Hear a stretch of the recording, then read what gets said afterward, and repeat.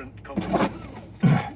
To absolutely bewildering levels. I mean, certainly in respect to the Holocaust, there was a degree of knowledge about where bodies remained across the landscape of Europe, but I don't think anyone had any real idea about quite how many sites that there were. And they just continue to be discovered day after day and week after week, month after month and year after year. And when they are found, I mean, they are very grim reminders in remote areas, on the outskirts of villages and so forth, of moments when whole communities turn on each other in a very grim way.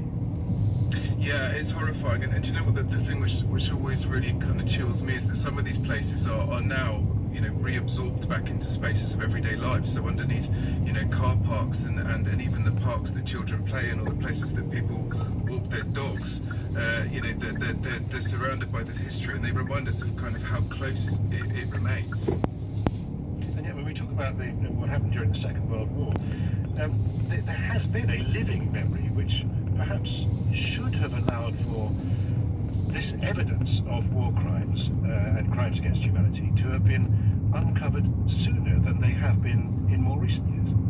Yeah, it's a really good point. And of course, that, you know, there are reasons, there are active reasons that that's happened. There's been an active will to suppress these things.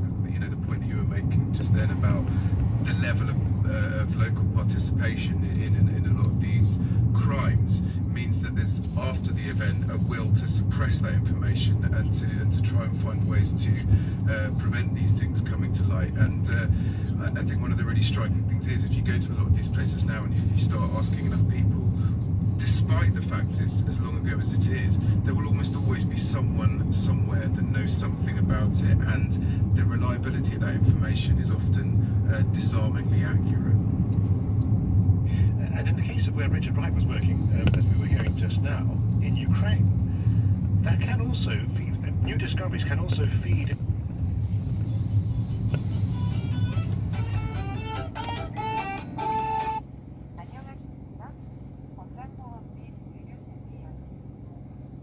into the sort of rhetoric around current conflicts. If you listen to what's been coming out of Moscow in recent times about the Nazis that were in charge of Ukraine.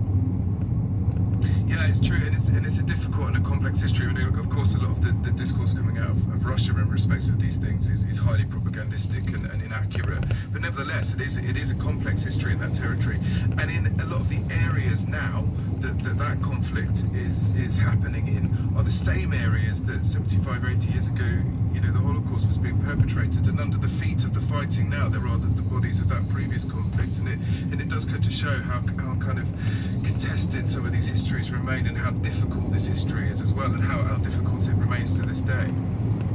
We're all about testimony when it relates to the past on this programme. First-hand testimony is what we do, and we're going to hear next about BBC's Richard Dimbleby being the first correspondent to enter the liberated Bergen-Belsen concentration camp in Germany in 1945. Now, you will be familiar with his reports, and how significant would they have been at the time to listeners around the world about stating what had happened?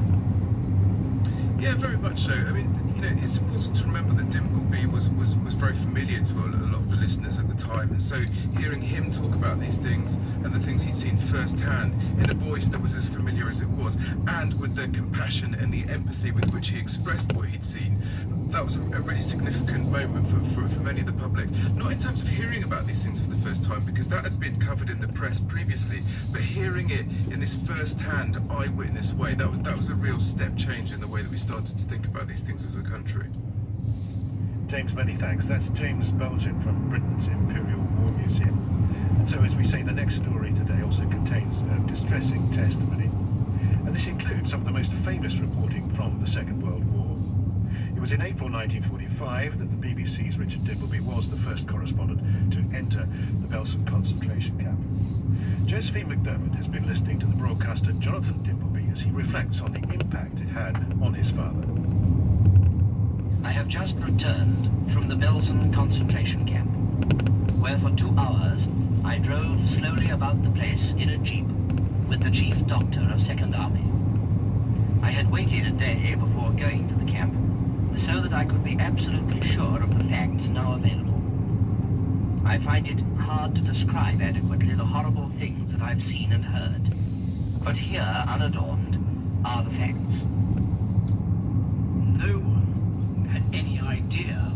going to experience as they went through those gates. His opening words when he made his report was, "I entered the gates and walked into the world of a nightmare." And so it was.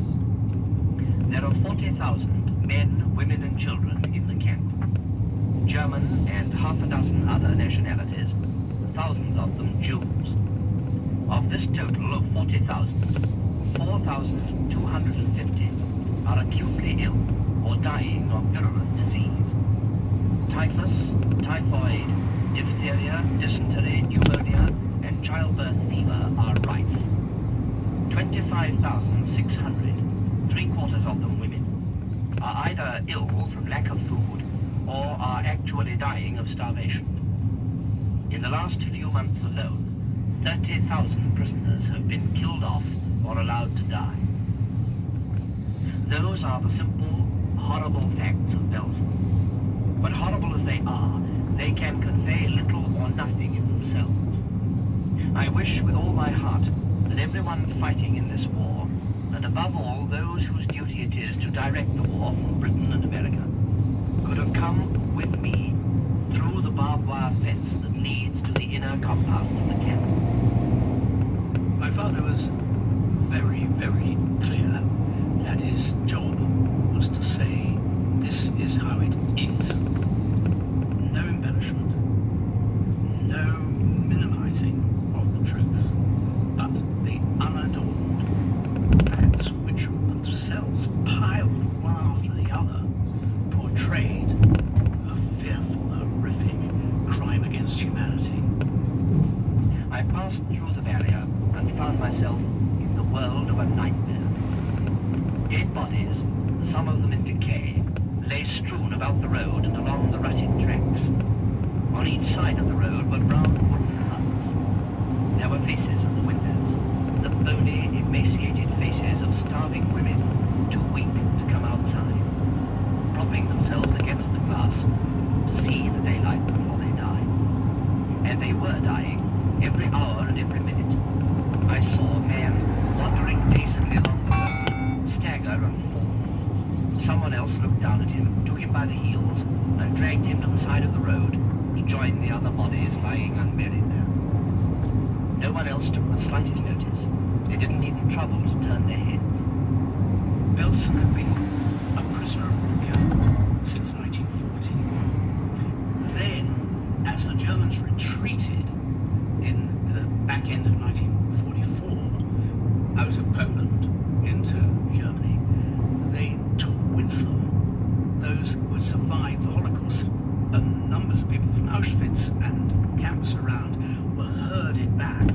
85,000 arrived in December 1944, and they were placed in Belsen, which was already overcrowded. And that's why so many more tens of thousands lost their lives. Inside the village, even worse. I've seen many terrible sights in the last 5 years, but nothing approaching the dreadful interior of this hut at Belsen. The dead and the dying lay close together. I picked my way over corpse after corpse in the gloom, until I heard one voice that rose above the gentle, undulating moaning. I found a girl.